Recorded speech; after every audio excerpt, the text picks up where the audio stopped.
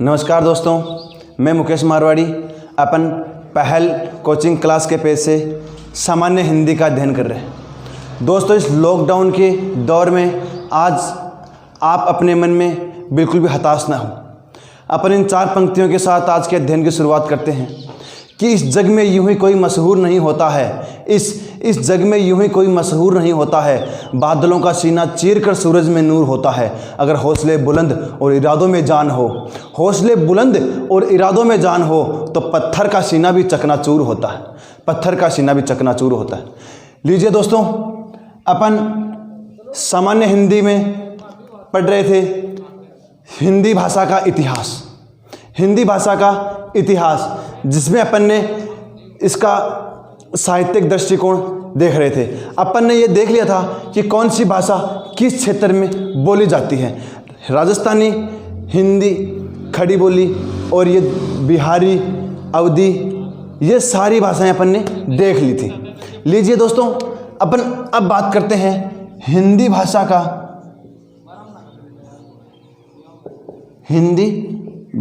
का राजनैतिक दृष्टिकोण। हिंदी भाषा का राजनैतिक दृष्टिकोण यानी संविधान किस प्रकार से, अपन इसको संवैधानिक भी बोल सकते हैं, राजनीतिक की जगह संवैधानिक दृष्टिकोण। यानी हिंदी भाषा का राजनीतिक या संवैधानिक दृष्टिकोण। अपने संविधान में, भारतीय संविधान में हिंदी भाषा को किस प्रकार से एक विशेष भाषा का दर्जा दिया गया है दोस्तों, उसके बारे में अपन अध्ययन करेंगे। दोस्तों, आपने पढ़ी होगी कि भारत के संविधान में, जो विश्व का सबसे बड़ा संविधान है, विश्व का सबसे बड़ा संविधान, सबसे वृहद संविधान की अगर कहीं बात की जाती है तो वो दोस्तों है अपने भारत का संविधान। सबसे बड़ा संविधान जिसमें ये माना जाता है, ये कहा जाता है कि इसमें 395 अनुच्छेद हैं। 395 इसमें अनुच्छेद है। लीजिए अपन बात करते हैं हिंदी भाषा का जो संवैधानिक दृष्टिकोण है। लीजिए अपने भारतीय संविधान में हिंदी भाषा को किस रूप से एक विशेष भाषा का दर्जा दिया गया है दोस्तों बात करते हैं अपन अनुसूची नंबर 8 की। अनुसूची 8वीं अनुसूची में जो 22 भाषाओं का उल्लेख किया गया है, 22 भाषाओं का जो उल्लेख किया गया है, उसमें एक अपनी हिंदी भाषा भी है। कौन सी भाषा दोस्तों? हिंदी भाषा। जो संविधान की 8वीं अनुसूची में 22 भाषाओं का उल्लेख किया गया है, उसमें से एक अपनी हिंदी भाषा भी है।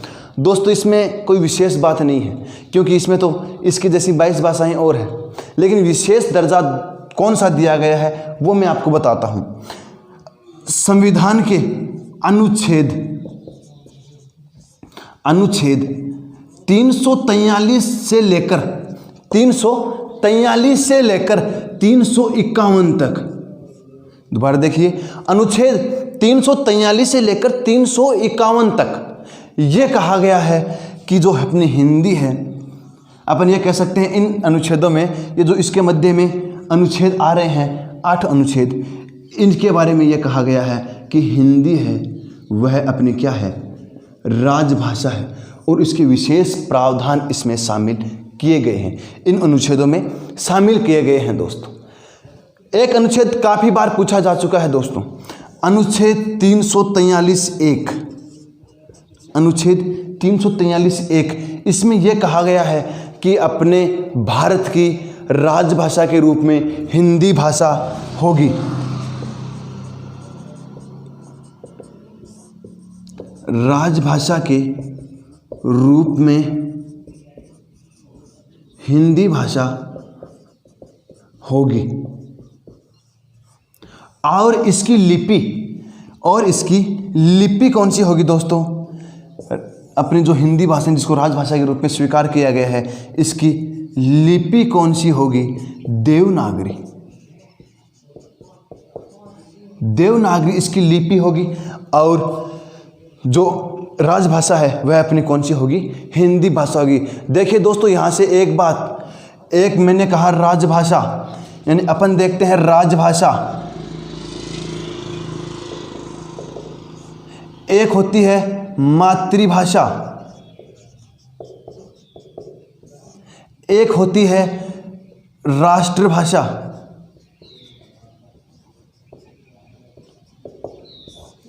एक है बोली और एक शब्द है भाषा। देखिए इसको अपन डिफाइन करेंगे, अलग अलग तरीके से पढ़ेंगे इनको। बात नंबर एक है भाषा क्या है। एक बात है, पहली है बोली क्या है, फिर देखेंगे अपन भाषा क्या है, फिर देखेंगे राजभाषा क्या है, एक मातृभाषा क्या है और राष्ट्रभाषा क्या है। दोस्तों देखिए, थोड़ा मैं इसको मिटाता हूँ एक बार, इसका स्क्रीनशॉट लीजिए थोड़ा। देखिए यहाँ पर अपन थोड़ा देखते हैं।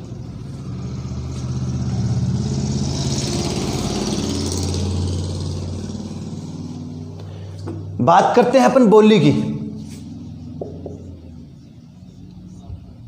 अगर मैं ये कहूं एक छोटे से क्षेत्र में जो विचार आदान प्रदान की जो भाषा है, एक छोटे क्षेत्र में, क्षेत्र विशेष में अपन यूँ बोल सकते हैं, अर्थात अपन ये बोल सकते हैं कि जो बोली का क्षेत्र है वह क्या है दोस्तों, छोटा है, संकुचित है, सीमित है। बोली का क्षेत्र क्या है, छोटा है, संकुचित है, या अपन ये बोल सकते हैं सीमित है। अपनी बोली का क्षेत्र क्या है, छोटा है, संकुचित है, छोटा क्षेत्र है जहां पर अपनी एक बोली का वर्चस्व होता है दोस्तों। लेकिन जब यह बोली अपने छोटे रूप से किस रूप में आए, वृहत रूप में आ जाए, यानी बड़े रूप में आ जाए, या अपन यूं कहें वृहत रूप में आ जाए। दोबारा देखिए, जब तक यह छोटे रूप में होगी, छोटे क्षेत्र में बोली जाएगी, तब तक यह क्या है, एक बोली है। और जैसे धीरे धीरे एक छोटे से क्षेत्र से बढ़ती बढ़ती यह एक क्षेत्र विशेष बड़े क्षेत्र में फैल जाए, तब यह किसका रूप धारण कर लेगी दोस्तों, एक भाषा का रूप धारण कर लेगी। जब छोटे क्षेत्र में होगी तब वह बोली होगी, लेकिन जब बड़े क्षेत्र में होती जाएगी तब वह क्या हो जाएगी, एक भाषा का रूप धारण कर लेगी। दोस्तों बात समझ में आई यहाँ तक? यानी अपन ये कह सकते हैं कि भाषा है वह क्या है, छोटा क्षेत्र है, या उसका क्षेत्र वो क्या है, संकुचित है, एक सीमित क्षेत्र है। लेकिन जो भाषा है उसका क्षेत्र क्या होगा, बड़ा होगा या वृहत होगा। दोस्तों बात समझ में आई यहाँ तक? बात करते हैं अपन राजभाषा की। राजभाषा क्या है? मैं ये कहूँ कि एक राज्य विशेष के द्वारा, दोस्तों यहाँ पर मैं राज्य किसी प्रदेश के लिए नहीं बोल रहा हूँ, मैं एक देश के लिए काम में ले रहा हूँ। देश यानी किसी देश या किसी प्रदेश विशेष में, किसी राज्य विशेष में, किसी संघ विशेष में किसी भाषा को, किसी एक भाषा को राजकीय कार्य के रूप में सम्मिलित किया जाए, राजकीय कार्य के रूप में अपनाया जाए, वह कौन सी भाषा हो जाएगी दोस्तों? राजभाषा हो जाएगी। कौन सी भाषा हो जाएगी? राजभाषा हो जाएगी। जैसे अपने हिंदी भाषा को राजभाषा के रूप में स्वीकार किया गया है। संविधान में कहीं भी यह नहीं लिखा हुआ है कि अपनी हिंदी भाषा है वह राष्ट्रीय भाषा है। नहीं दोस्तों, किस रूप में स्वीकार किया है इसे? एक राजभाषा के रूप में स्वीकार किया गया है। बात करते हैं अपन मातृभाषा में। मातृभाषा की बात करते हैं। मातृभाषा क्या होती है? वह भाषा जो अपन माँ के मुख से सीखते हैं, जो अपन परिवार से सीखते हैं, जो अपन समाज से सीखते हैं, वह कौन सी भाषा होती है दोस्तों? मातृभाषा होती है। अपने हृदय के सबसे नज़दीक कौन सी भाषा होती है? मातृभाषा होती है दोस्तों। अपने हृदय के सबसे नज़दीकी भाषा कौन सी है? मातृभाषा होती है। कहा भी गया है, भारतेंदु हरिश्चंद्र ने कहा है, अगर व्यक्ति का सर्वांगीण विकास देखना हो तो वह कौन सी भाषा में हो सकता है? मातृभाषा में हो सकता है। हमारी साइकोलॉजी भी कहती है, मनोविज्ञान में आपने पढ़ा होगा, रीट वाले छात्र हैं उन्होंने ज़रूर देखा होगा कि जब बच्चे का शिक्षा यानी बच्चे को जब उसकी सामान्य शिक्षा दी जाती है, उसको सामान्य अध्ययन करवाया जाता है, उसे ककहरा सिखाया जाता है, अपने भाषा का मूल अध्ययन करवाया जाता है उसे, तो वह कौन सी भाषा में होना चाहिए? मातृभाषा में होना चाहिए दोस्तों।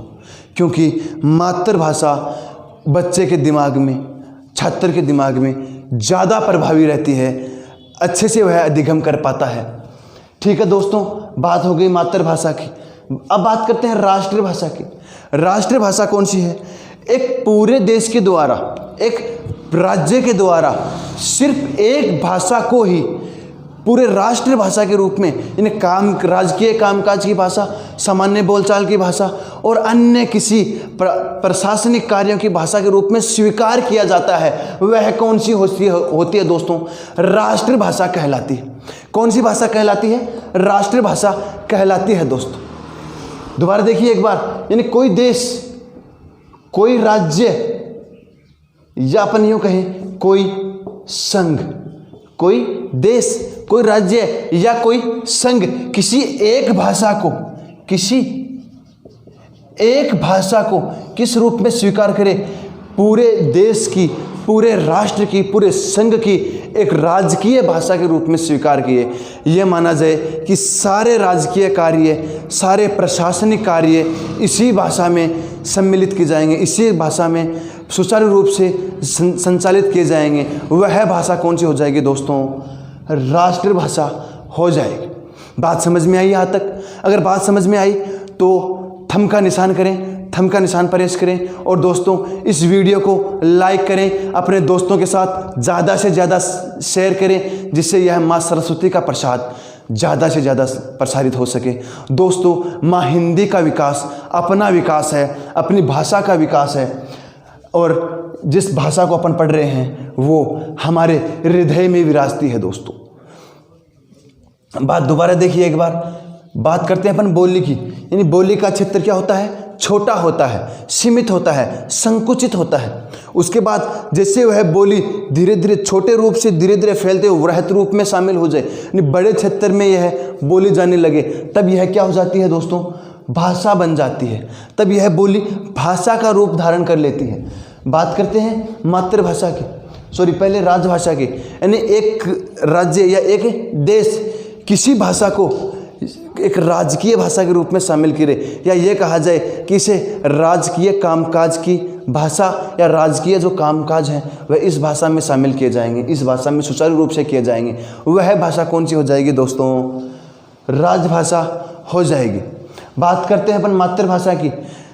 मातृभाषा के बारे में कहा भी जाता है कि जो भाषा अपने हृदय के सबसे नज़दीक होती है, अपने विकास का मूल जिस भाषा में निर्धारित होता है, वह कौन सी भाषा होती है?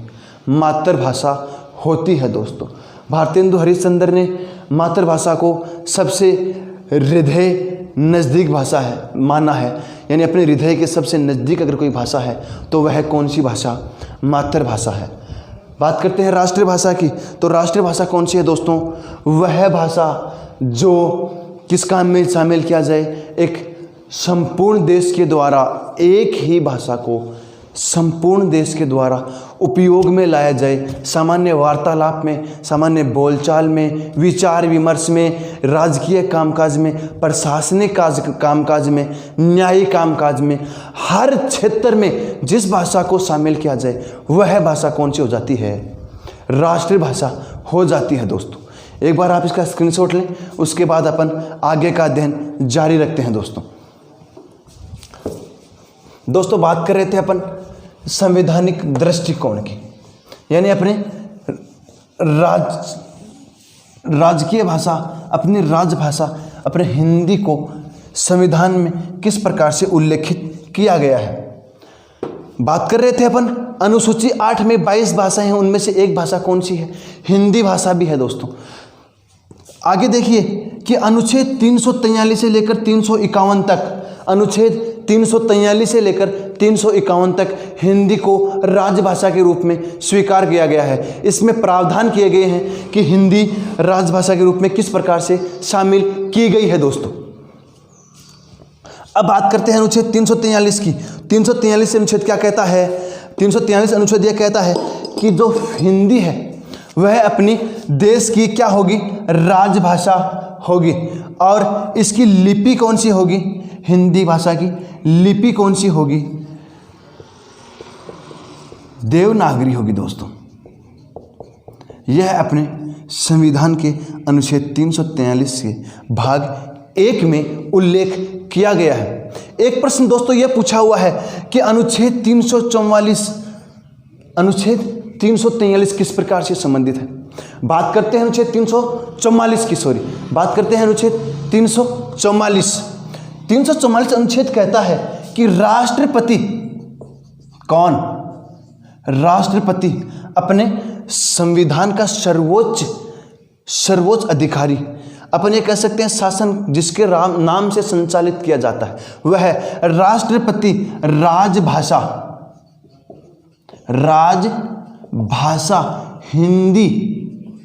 राजभाषा हिंदी के लिए समितियों का गठन कर सकता है, इसके प्रचार के लिए समितियां बना सकता है दोस्तों। यह अपना अनुच्छेद 344 कहता है। अनुच्छेद 344 क्या कहता है कि राष्ट्रपति है वह राजभाषा हिंदी के रूप में जो विशेष प्रकार के प्रावधान कर सकता है, किसके लिए, राजभाषा के रूप में। बात समझ में आई यहाँ तक। अनुच्छेद 344, 45 और 46, बात 44 की हो गई। 45, 46 और 47 ये राज्यों के संबंधित है। ये क्या है, राज्यों से संबंधित है। बात करते हैं अनुच्छेद 348 की। अनुच्छेद 348 अनुच्छेद ये कहता है 348 अनुच्छेद ये कहता है दोस्तों कि ये जो अपनी उच्चतम न्यायालय है, कौन सा न्यायालय, उच्चतम न्यायालय, यह राज्य न्यायालयों के लिए या उच्चतम न्यायालय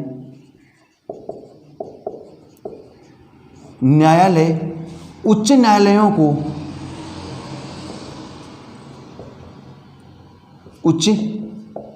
न्यायालयों को राजभाषा हिंदी के रूप में विशेष प्रकार के कार्य करने के लिए प्रोत्साहित कर सकता है। अर्थात उच्चतम न्यायालय उच्च न्यायालयों को आदेश जारी कर सकता है, विशेष प्रकार के विधेयक बना सकता है दोस्तों जो उच्च न्यायालयों को स्वीकार्य होंगे। बात समझ में आई दोस्तों यहाँ तक। ये कुछ 3 प्रश्न है जो पूछे हुए हैं इससे संबंधित।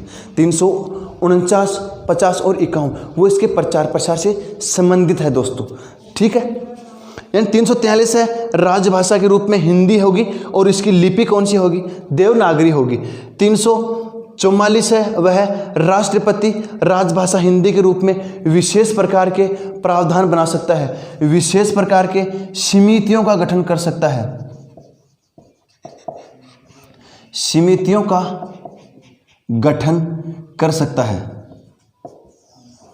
बात समझ में आई यहां तक दोस्तों, कोई दिक्कत, इसका एक बार स्क्रीनशॉट लें, आगे की बात करते हैं अपन।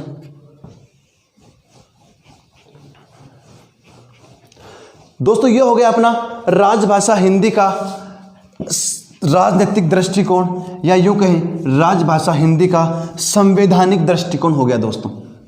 बात समझ में आई। अब बात करते हैं अपन हिंदी का भौगोलिक दृष्टिकोण। हिंदी का भौगोलिक दृष्टिकोण यानी भूगोल, यानी देश के क्षेत्रों में अपनी राजभाषा किस प्रकार से फैली हुई है, या यूं बोल सकते हैं कि अपनी हिंदी भाषा भाषी क्षेत्र कौन से हैं। मैंने आपको जिस समय अपन ने हिंदी भाषा का विकास पढ़ा था, मैंने आपको बताया था कि हिंदी भाषा की 5 बोलियां हैं। अगर आपने वो आराम से देखी हैं, वो वीडियो जो इससे 2 वीडियो पहले है, वो वीडियो अगर आपने, इससे पहले वाला वीडियो अगर आपने अच्छी तरीके से देखा होगा तो यह आपको आराम से समझ में आ जाएगा दोस्तों, क्योंकि इसमें एक पश्चिमी हिंदी थी, पूर्वी हिंदी थी, राजस्थानी हिंदी थी, अवधी हिंदी थी और बिहारी हिंदी थी।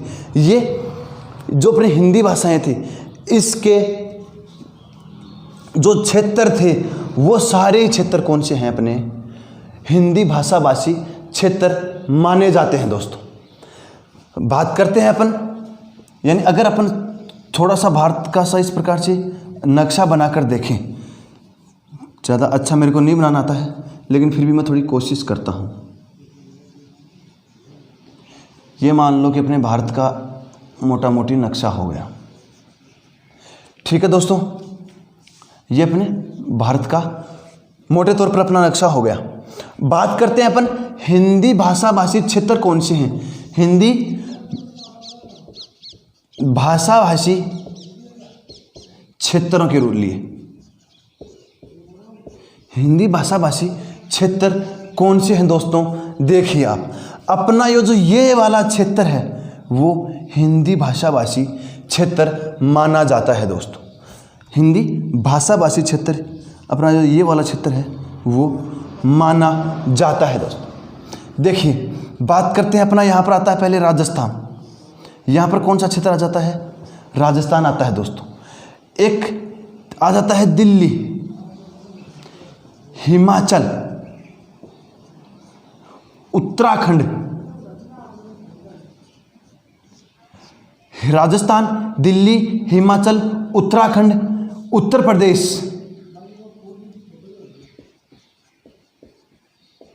बात करते हैं आगे मध्य प्रदेश। मध्य प्रदेश के बाद इधर आ जाता है बिहार, छत्तीसगढ़,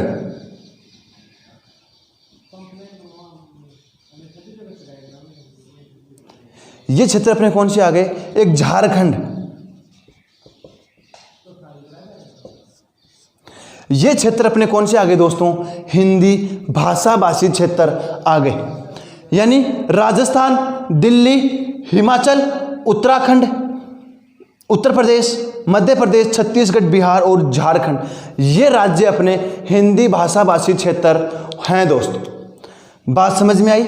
ये अपना हो गया इसका भौगोलिक दृष्टिकोण।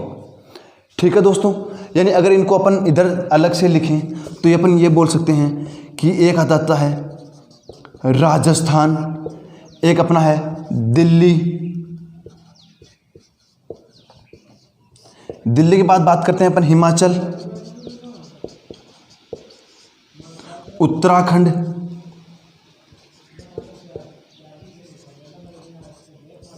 उत्तराखंड के बाद आ जाता है अपना उत्तर प्रदेश,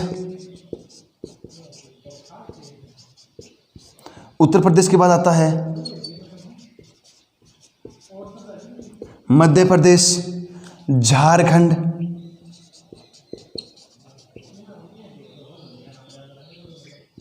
झारखंड, छत्तीसगढ़,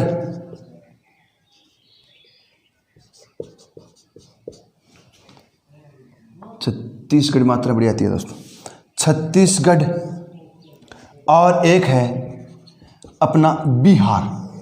ये अपने क्या हैं? हिंदी भाषा भाषी क्षेत्र माने जाते हैं। एक बार आप इसका स्क्रीनशॉट लें, उसके बाद अपन आगे का अध्ययन जारी करते हैं दोस्तों। दोस्तों अपन ने पहले देखा हिंदी का ऐतिहासिक दृष्टिकोण, हिंदी का राजनीतिक दृष्टिकोण देखा, उसके बाद अपन ने देखा हिंदी का भौगोलिक दृष्टिकोण। इसके बीच में अपन ने एक देखा था हिंदी भाषा की जो बोलियां हैं, हिंदी भाषा की जो उपभाषाएं हैं, उनका क्षेत्र किस प्रकार से फैला हुआ है। इतने तक यहाँ पर अपन ने अध्ययन कर लिया है दोस्तों। ठीक, इस वीडियो को ज़्यादा से ज़्यादा लाइक करें, अपने दोस्तों के साथ ज़्यादा से ज़्यादा शेयर करें, इस चैनल को सब्सक्राइब करें और जो बेल आइकन है, जो घंटे का निशान है, इसे दोस्तों ज़रूर दबाएं, जिससे आगे आने वाली वीडियो के नोटिफिकेशन आपको मिल सके। दोस्तों ये पहल परिवार आपके लिए निरंतर मेहनत कर रहा है। इस लॉकडाउन में, इस भीषण गर्मी में भी दोस्तों अपना पसीना बहा करके बिना किसी स्वार्थ के आपके लिए दिन रात मेहनत कर रहा है। तो दोस्तों आपका भी ये कर्तव्य बनता है कि इस चैनल को सब्सक्राइब करें, इस वीडियो को लाइक करें, और जो आगे आने वाले जो सारे वीडियो हैं, मेरे दोस्त सुरेंद्र जी, मनीष जी जिस प्रकार से आपके लिए मेहनत कर रहे हैं दोस्तों, वह वाकई ही सराहनीय है। अपना पहल परिवार निश्चित रूप से आपके लिए नींव का पत्थर साबित होगा, आपके सिलेक्शन में नींव का पत्थर, एक जड़ मील का पत्थर साबित होगा दोस्तों। तब तक के लिए जय हिंद दोस्तों, नमस्कार, जय राजस्थान।